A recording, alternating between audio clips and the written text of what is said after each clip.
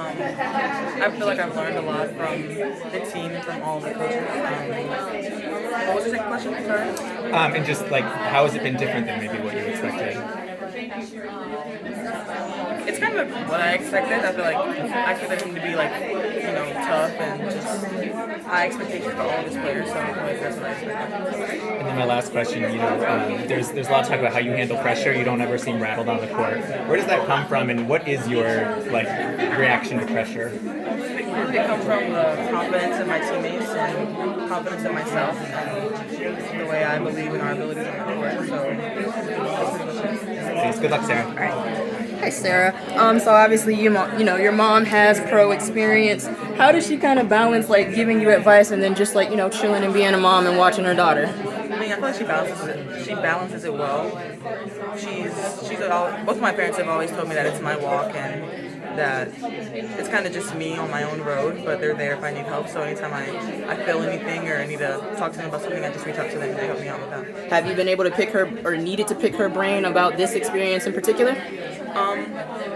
I haven't. I mean, I feel like I've been handling this pretty well. It's been good on me mentally and just in any way. So not really.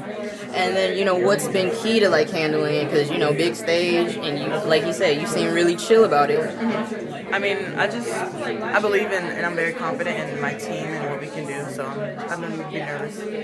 And then what have the upperclassmen been able to tell you to help you stay in that mindset? I mean, they always do a big emphasis on staying together and kind of pretty much they've been here, their experience, they know what to expect, so just staying together and I'm following behind them. Okay, and then I'm from South Carolina, so I've been able to watch you play against Joyce in the Chick-fil-A tournament and then, watch Malaysia in that same tournament. What's it like, representing the Carolina kids? I mean, it's great. A lot of people come up to me and tell me that they're from North Carolina, South Carolina, so it's just really cool to have them. I appreciate it. Wait, I forgot the rest of it. Just be part of this legacy, carry it on, yeah. It's definitely extremely special. I mean, to think about how many Final Fours they've been a part of. What is the number? It's 31 or something? Final Fours? Yeah. Is that what they said? 24. What was it, 31? 16 in a row. And I'm both of those numbers are older than I am. So that's just crazy to comprehend that they've been able to kind of hold this tradition of excellence and hold this standard. And so to be a part of it, I mean, that's part of the reason why I came to UConn, and to be a part of this incredible program, get to learn from these coaches that are geniuses, know everything. So to be here, be a part of this program is everything I could have hoped for. Is UConn the greatest sports dynasty? Yeah. Azzi, how have you grown in your ability to handle the pressure and the scrutiny from outside, the pressure you put on yourself, and just kind of everything that goes in and around being who you are and doing what you do? I know you got some guidance with it during the year. Yeah, I think I've grown by really understanding what's important and what's not. So, people outside, they're not a part of my inner circle, they're not part of my everyday, part of who really matters. So, I don't really care. At the end of the day, I don't care what they think, I don't care what they're thinking of me, their opinions, what they're saying. Sometimes it's interesting to hear, interesting to know, but at the end of the day, what they say, how they feel does not affect me, and it's the people in this locker room, my family, who are really important and what matter. So I think really understanding that and coming to terms with that, and not still sometimes you know that's the case, outside noises don't matter, but it still bothers you. So I think being unaffected by that, and also I feel like staying present has been a big motto of mine. So staying present has really helped me to not focus on the past, things that I wish I could have changed, things I've done differently, but focusing on right now and not getting worried about the future, worried about what tomorrow looks like. I'm focused on today, I'm focused on the stuff today, I'm focused on you guys here at media, my teammates tonight. So I feel like staying present and just focusing on what's important is important. Lauren Betts has kind of spoken out a little bit about her experiences and some of these things. I was wondering if you've read any of that, heard any of that, or identified some of what she's been talking about. I really haven't. I have not been on social media too much. I've not seen Yeah. What's the challenge with the size that you're dealing with tomorrow? I mean, USC has size, Oklahoma has size, but it's a little different. You're right. I mean, Lauren Betts she's really good, and she's going to be a tough matchup for us. But I think that our last two games have definitely helped prepare our bigs. Our bigs are in that mindset that like banging, rebounding, getting them out of the paint mindset. So I think that they're ready for this matchup. They're ready for this challenge. But she's a super talented player. She's super skilled, and she's also super nice. I got to play with her at U18 or U19, I forget. So I've been really happy to see all the success she's had this season. But I think that it's going to be a tough matchup, but we're ready for it. All right, the double screen that you got to hit that three top of the key. How cool was that? It was amazing, and I just watched it back actually today. Now, was that the play that you were talking about that Gino drew up for you? Yeah. I was like a little questionable. I'm like, why is he drawing this? But I watched it today, and I didn't realize how far away from the basket I was, and I also didn't realize how great of a screen that was that Aubrey and Sarah set for me. It was a really good screen, so shout out Aubrey and Sarah. Can you, speaking of Aubrey, the 8 minutes she gave you in the fourth quarter, invaluable. No, incredible, and I think that's what Aubrey does, and I hope people. I know for a fact that we don't take what Aubrey does for granted, but I hope people on the outside as well, because to come in a big game like that, especially not playing at all, off of a knee injury, like it's so easy to get stiff, so easy, even when you're not coming back from an injury, but to not be warmed up, not be in the flow of the game, be sitting that whole time and come in and perform the way that she did, it just speaks levels to Aubrey's work ethic and how hard she's worked this whole season. So I was super happy to get to play with her in that moment, but also just super proud of how she performed.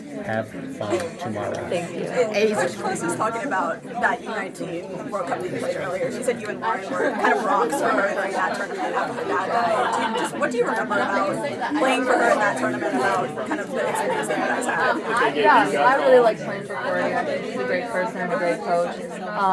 That team was really good. I mean, that team was fun because there was no way we were going to lose. And so it didn't matter who had the ball, what play we were running. We were going to get a bucket, going to get a stop. But I remember Lauren was really, I think that was like our first time kind of like really interacting together. But I remember her being really nice, really funny. And like I said, we weren't like the closest, but still to kind of have like a little relationship with someone, to see them have success during the season. Like we're always cheering them on, even if you're not really outward about it, but I'm super proud of how she's doing the season. What is it like to run into some of those USA teammates now, kind of on the college circuit? Looking back at some of those rosters are a little crazy now.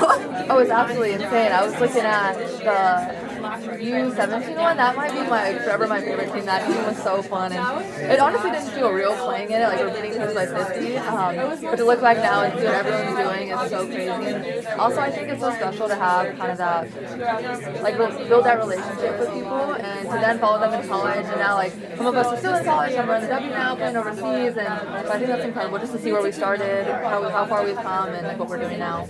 You recently decided that you were going to stay and play your last year of eligibility at UConn. What went into that decision? Yeah, a really solid pros and conflicts. But I think just realizing, what it comes down to, and I need another year to get my body right, get my mind right, another year here to prepare myself for the W, and that's definitely going to be a challenge when I get there, but I felt like just one more year here at UConn with this team, with the coaches to prepare me and just get me there and get me right. So with so much history woven into the jersey that you put on every day, how do you temper expectations, especially when you're on a big stage like the Final Four? Yeah, I think staying present has kind of been my motto this season, to help me kind of just ground myself, because like you said, it's so easy to kind of get wound up in just all of the UConn history, the expectations, the pressure, to get outside of yourself. So staying present and knowing that like this team is not any other UConn team. We can't compare ourselves to other teams. What this team is doing is special, and just like every other UConn team before, but just to appreciate and have fun with every single moment I get with this team, because regardless of what happens, like these are our last games this season, so like this locker room will never look the same, so getting to really enjoy that every single moment, the good, the bad. So I think staying present has been kind of my focus, and not letting me get outside myself. What do you do to stay present? What are those things that you're using as your centering pieces? Yeah, I started building my relationship with God this season, and that's definitely been a big help, and I don't know how I haven't done it sooner. Another one is just taking like a moment in the locker room before the game, like when I'm with my team at the hotel, before the game at halftime, like looking at the crowd, just to like take a breath, like look around me, like this locker room will never be the same, like the crowd out there will never be in Tampa with this team again, just like those little things that usually you're like, okay, pregame speech, okay, pregame huddle, okay, this, so you're just going on to the next thing. So to take that breath, like take a step back, look around you, and like really see what's there. If you had to name this chapter of your life that God is writing for you right now, what would the name of it be? That's a good question. I'm gonna say staying present. I think I've really learned this year kind of just how to like take a step back, ground myself, like chill, like not worry about the past or about the future, but like just enjoy and appreciate right now. So I'm gonna say that. Thank you. Azzi, has that been your advice for players like Caitlin Chin who are now in their first Final Four? Yeah, I mean, I feel like Caitlin's kind of got her thing under control. Like, she's a great teammate, someone that I go to talk to. I think she gives me a lot of advice as well, but she's someone who, you know, her first time being here, and you wouldn't be able to tell just the way that she plays, the way that she carries herself. And what's the biggest advice she's given you so far? She yells at me a lot to keep shooting, so I feel like last game especially, just her, I feel like her, she's like that constant little like gnat in your ear that's just annoying, and she's always like on me like, keep shooting, keep doing this, like you got this. So she's that person, my go-to person. And was there a point in this season where you were like, oh, this is this team, like we're going far this year? Yeah, I feel like we always kind of had that idea, and I feel like there were a couple games this season where it showed, and I felt like kind of after South Carolina and just like a few other games, like you'd see it, bits and pieces of it, and I feel like we've had that confidence in ourselves, and just at different points it started to show, and so now we're like, we've got it. All right. Azzi, look into UCLA with the lift that you know your front court is going to